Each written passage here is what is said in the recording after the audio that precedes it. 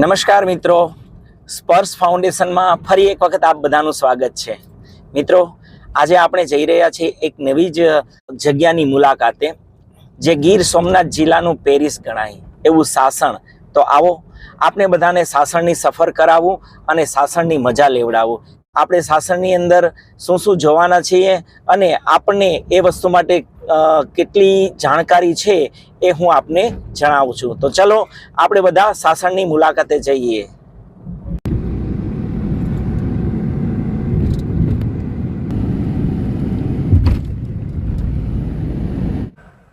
So friends, now we are entering in Sasan forest. We just look one of the best lake in Sasan.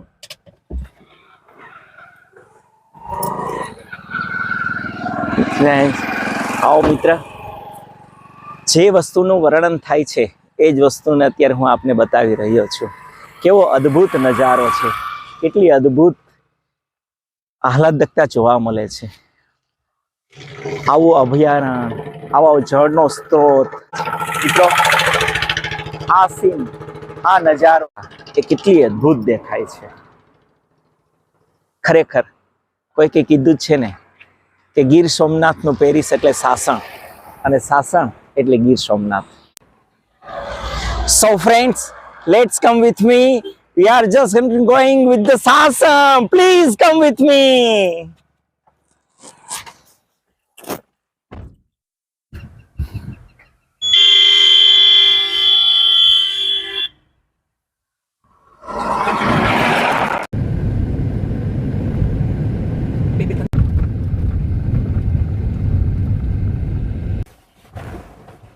મિત્રો,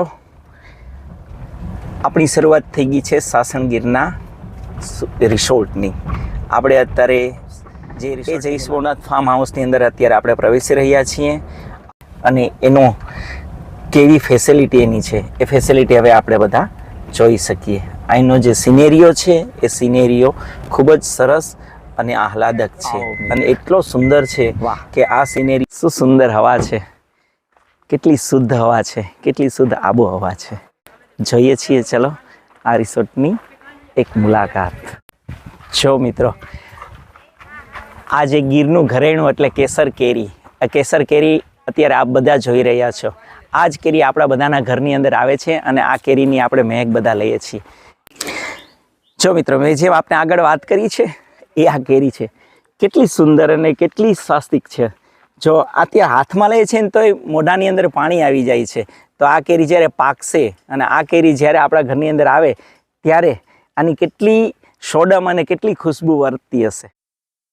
વાહ, શું મજા આવે છે. જાણે અહીંયા આપણે બેઠા જ રહીએ. કાઠિયાવાડી કહેવત છે ને કે આવો ટાઢો છાંયો મળી જાય અને ખાટલો મળી જાય ને તો અહીંયા સૂતા રહીએ ને તો શેર લોહી ચડે. ખરેખર શેર લોહી ચડે. ખાધા પીધા વગર પણ અહીંયા આ હવા લઈને તો શરીરની અંદર કેટલું oxygen. Yeah friend, this is really amazing. What and cool, what and clouds, what and clouding. We are just sitting on tire table. Oh ho ho. So what an enjoy and come with me. What an creations of the resorts. So મિત્રો, જય સોમનાથનું એક નજારાનું એટલે swimming pool. આની અંદર બાળકોનો પણ swimming pool છે અને વડીલોનો મોટાનો પણ સ્વિમિંગ પુલ છે. આ સ્વિમિંગ પુલની અંદર આપણે બધા અહીંયા આવીએ છીએ તો નાવાનો પણ લાભ લઈ શકે એમ છે. આવો આવો બધા નાવા આવો આ જય સોમનાથ રિસોર્ટની અંદર.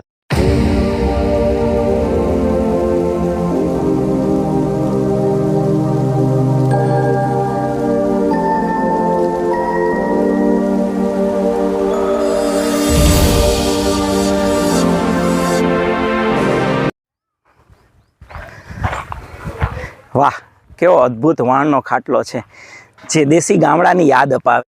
ફળિયાની અંદર ખાટલો ઢાળીને બેઠા હોય, છાંયો હોય, અને એની અંદર જે આરામ કરવાની મજા આવે છે, ઓહો, અદ્ભુત છે. કે હા, તો મિત્રો, તમે અહીં કેટલા ટાઈમથી આવ્યા? હું અહીંયા 4 દિવસથી આવ્યો. શું નામ છે તમારું? મારું નામ ધવલ પટેલ છે. ધવલભાઈ, હા. ફેમિલી સાથે આવ્યા? નહીં, સિંગલમાં જ આવ્યો છું. સિંગલમાં આવ્યા ખાલી એન્જોય કરવા માટે? ખાલી એન્જોય કરવા માટે. તો શું એન્જોય શું કર્યું તમે અહીંયા? એન્જોયમાં તો શું હોય કે ભાઈ શાંતિથી હુઈ, હા રાતે શાંતિથી આવી રીતના આંબા હેઠે બેસી, દિવસના સ્વિમિંગ પુલમાં સ્વિમિંગ કરી. ભાઈ બસ, અરે મોજ વાહ. લઈ કુદરતની.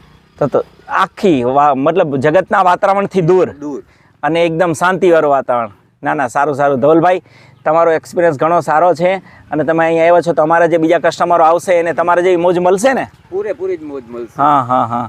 અહીંયા આગળ તમે આવો છો તો જમવાનું ને આ ને તે બધું કેવું હોય છે? બધું એકદમ શુદ્ધ. આપણે જે કાઠિયાવાડી ગોતતા હોય ને, હા હા, ઈ માયલી જ મોજ અહીંયા મળે છે. એમ? આપણે નેચરલ ગામડાનું જે આપણે લોકેશન લેવા જઈએ ને ઈ જ મળે છે આપણને. શું વાત છે. સારું સારું. તો તમને મજા આવી એમ ને? વિમલભાઈ આપણી સાથે છે. વિમલભાઈને જ આપણે પૂછીએ છીએ. વિમલભાઈ, આપ જ્યારે અહીં કસ્ટમરો આવે છે ત્યારે આપની સર્વિસ અહીં શું શું હોય છે? સર્વિસની અંદર સારો રૂમની અંદર દેશી બાજરાના રોટલા, રીંગણાનો ઓરો. શું વાત છે. પ્યોર દેશી ખાણું હે કાઠિયાવાડી? હા, 2 જાતના દેશી અથાણા. આહા. કેરીની સિઝન હોય તો કાચી કેરી. અરે વાહ વાહ. બરાબર. છાશ પાપડથી માંડીને દેશી મજા હે અહીં. આ હાવ દેશી મજા એમ? દેશી મજા. અને સાંજે જેવું કસ્ટમરનું મેનુ હોય ઈ કે હા રેગ્યુલર મેનુમાં બાજરાના રોટલા નહીં જ આવે છે સાંજે. રીંગણાનો ઓરો છે, પછી અથવા કોઈ પણ બીજી પણ સબ્જી, હા. પણ જે કસ્ટમર માગે તે બનાવી આપીએ. Okay okay okay. એટલે ટૂંકમાં અહીંયા જે કસ્ટમર આવે છે એને તમે સંપૂર્ણ દેશી ભોજનની મજા આપો છો સંપૂર્ણ. અને એને ટેસ્ટ એવો જ આપો.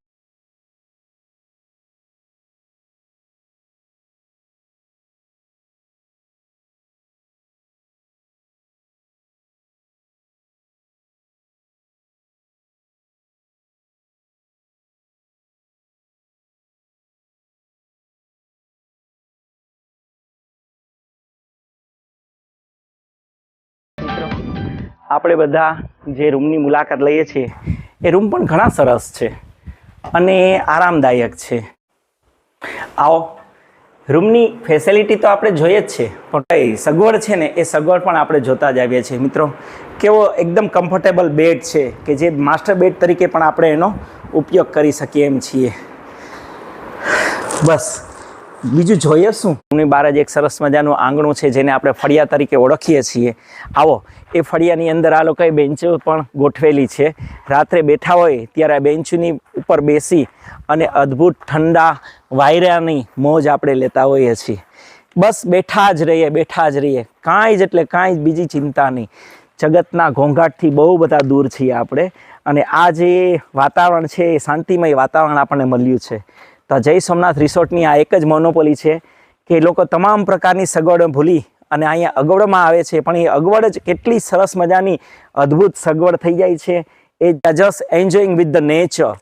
એન્ડ આ વસ્તુને એક શબ્દમાં કેવી હોય તો ગાગરની અંદર સાગર સમાઈ ગયો છે, એવો આ એક અદ્ભુત નજારો છે અને આ નજારો આપણે બધા પણ માણીએ. કેવું અદ્ભુત જય સોમનાથ ફાર્મ છે. Just walking with the enjoy. ક્યાં આવે છે, શું અદ્ભુતતા છે. Amazing. How could I say about all this farm? Really, I do not have any special kind of word for this farm. So we are just enjoying, nothing special, nothing more. મિત્રો, આવો હું તમને આપણા બાળપણની યાદ અપાવું છું. આપણે બધાને ખબર છે કે નહેરની અંદર જ્યારે જતા હતા ત્યારે કેવા હિંચકા ખાતા હતા, હોળવાયુના હિંચકા ખાતા હતા અને પછી આ ટાઈપના બધાય ઝૂલાઓ સ્કૂલની અંદર ગોઠવતા હતા, એમાં હિંચકા ખાતા હતા. તો એ મોજ અત્યારે આવે છે. કેવી અદ્ભુત મોજ આવે છે, બાળપણ યાદ આવી જાય છે. આવો મારે યારે બધા હેલારો ખાવા. આ જ ઘરેણું છે સાહેબ ગીર સોમનાથનું અને આ જ મજા છે. શું મજા આવે છે, બાળપણ યાદ આવી ગયું ભાઈ આપણને. ભાઈ મિત્રો, અત્યારે આપ જે નજારો જોઈ રહ્યા છો એ ખૂબ જ સુંદર અને રમણીય દેખાય છે, જરૂર દેખાય છે. ખરેખર જંગલની આ જ મજા છે.